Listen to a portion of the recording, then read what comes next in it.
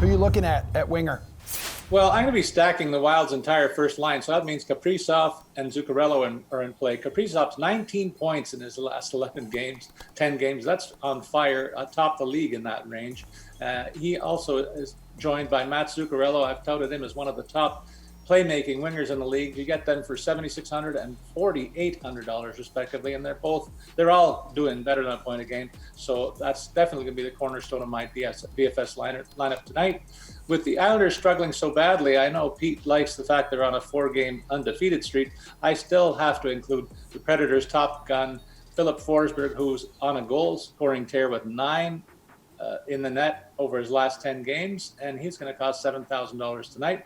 The Stars were under siege in Vegas last night, and I wonder how much they have left in the tank for a match in LA this evening. That's why in the low end of the range, I'm considering Alex Iafallo, one of their top line wingers, who has averaged over 3 shots on goal per game in his last 10 starts and has a very weary Stars club in his sights. That'll cost only $4,400 tonight. AJ, are you brave enough to agree with Paul for the second straight question? And I hate this so much right now, but yeah. My God, what is happening? I hate it. I hate it, guys.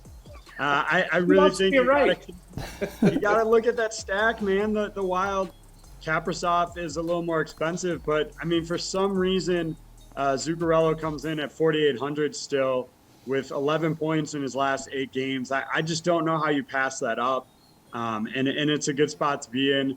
Maybe you look at Tyler Bertuzzi again, going back to Detroit as another option.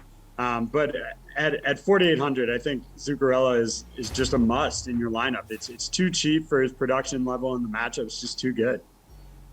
All right, Pete, bring us home here in the winger department.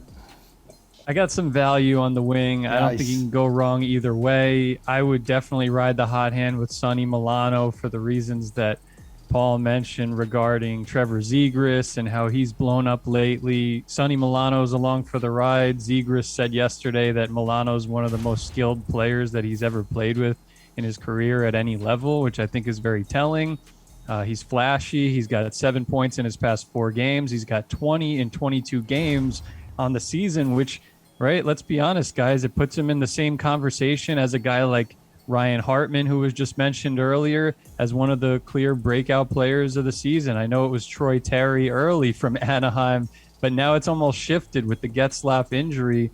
It's like Milano and Zegras is the better line than Getzlaf or now Sam Steele with Troy Terry. So it's amazing how things change, and Sonny Milano is definitely worth going back to the well on here. And also I wanted to mention Michael Bunting, who I've mentioned on previous shows, still playing with Matthews. They're still on a tear. Marner's out, so the focus is on Matthews and Bunting might fit your price point a little bit better than Milano. $3,900 for Bunting, $4,000 for Milano.